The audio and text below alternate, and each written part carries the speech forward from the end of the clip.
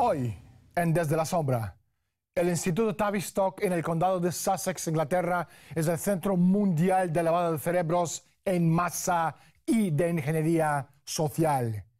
¿Existe tal cosa? Existe. Para controlar el mundo, la élite necesita controlar la forma de pensar del ser humano. Se llama guerra cultural.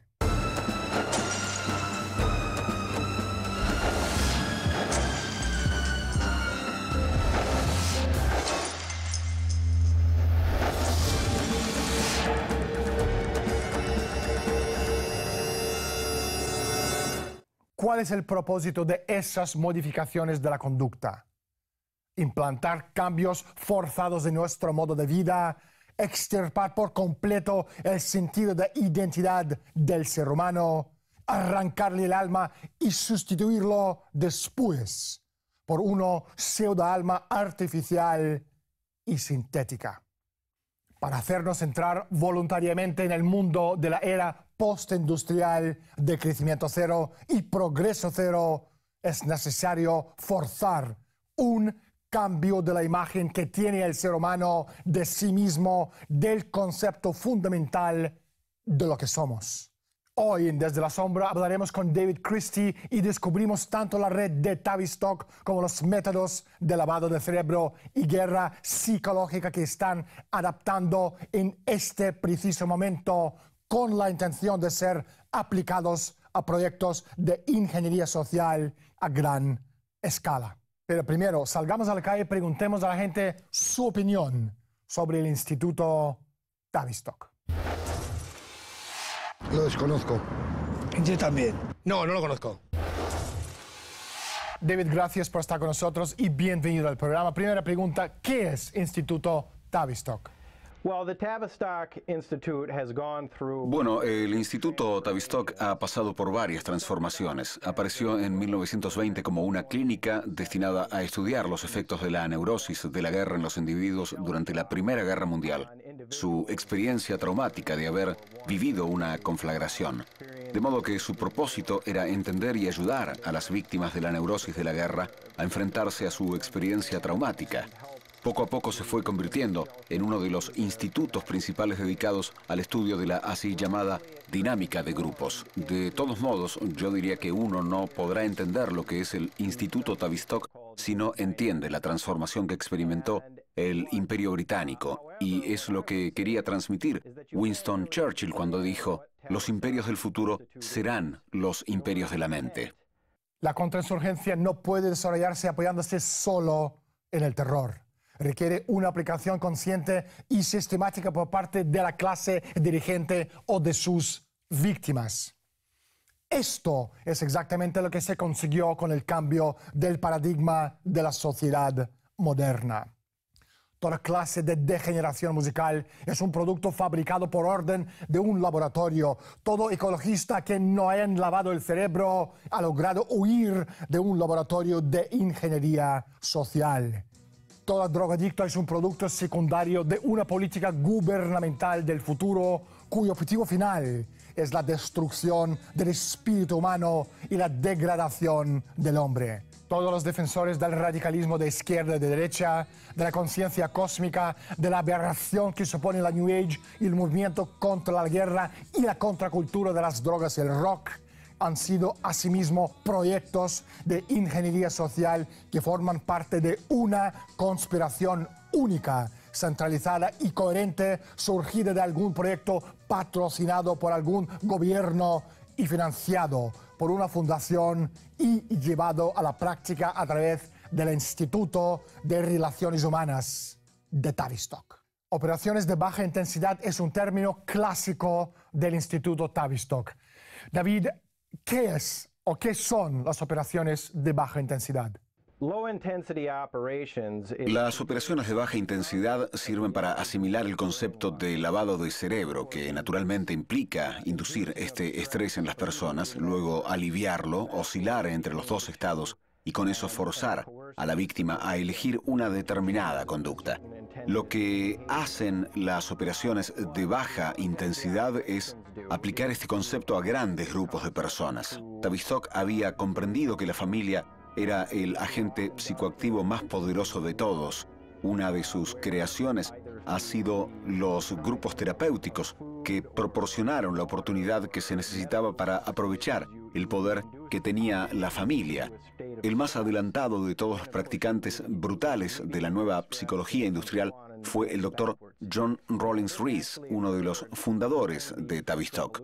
Rees descubrió que el mundo de lo irreal podía crearse, el grupo social. Se obliga a una persona a transferir su identidad al grupo, en el cual es sometida a las formas más extremas de sugestión. Siempre que se destruya el sentido de identidad real de esa persona, se la podrá manipular como si fuera un niño. ¿Cómo funcionaría esto?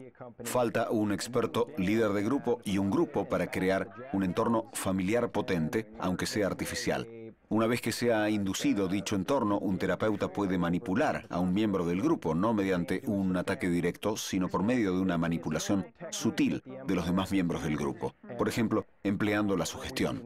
Si la víctima ha sido llevada a creer que el grupo es algo que le ayuda, cuando dicho entorno haya sido manipulado y se vuelva contra ella, tenderá a ejercer el mismo impacto que el profundo rechazo de una madre. Fundador de Tavistock, Rees y el Instituto Tavistock comprendieron que la manipulación basada en la concepción burguesa de que el mundo exterior es algo mágico, es decir, miedos de la madre, era fundamental para controlar a las masas. Es decir, el Instituto Tavistock se puso a buscar métodos con los que manipular a las poblaciones explotando su ideología. Primero, creando numerosos grupos sociales y después poniendo dichos grupos en una situación competitiva, haciendo que todas las victorias dependieran exclusivamente de vencer a expensas de los grupos. Se podría establecer un orden social fascista. Bueno, yo creo que guerra cultural, ya de entrada la palabra guerra obedece a conflicto de. No sé si será conflicto, se referirá a conflicto de culturas, o entiendo eso en principio. Yo opino igual que él, lo único, guerra cultural puede ser la cultura de Oriente contra Occidente, algo así. Bueno, una transformación, viene a ser como una transformación, un bombardeo al ser, la cultura de la persona.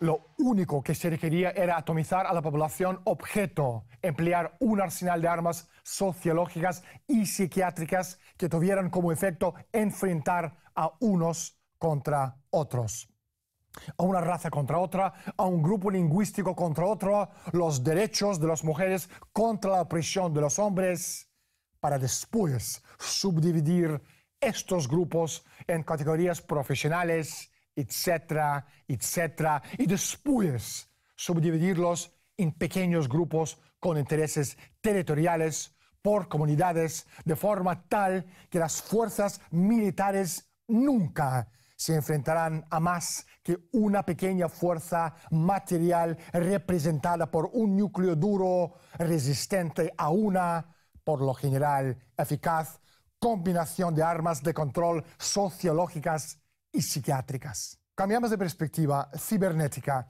David, ¿qué es? ¿Cómo se relaciona con Tavistock, dinámica de grupos y redes sociales? Por fuera del Instituto Tavistock, algunas redes se han reunido en torno de lo que se denomina la Sociedad Cibernética, que fue fundada por Josiah Macy y otras fundaciones que pusieron mucho dinero en la cibernética para reducir la condición humana al equivalente de la de un animal, eligiendo simplemente entre el placer y el dolor, evitando el dolor y buscando el placer en lugar de esa cualidad de la mente. Se reduce la condición de la persona a solo su sensualidad. La cibernética se propuso estudiar si la mente era como un animal o como una máquina, como un sistema binario o un sistema digital, eligiendo simplemente entre ceros y unos como si se tratara de computadoras basadas en sus cálculos de placer y dolor.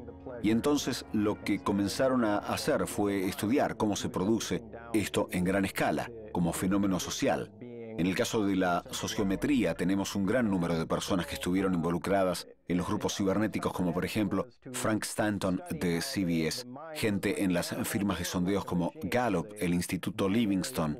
En conjunto, estos grupos se lanzaron a explorar el fenómeno psicológico a gran escala.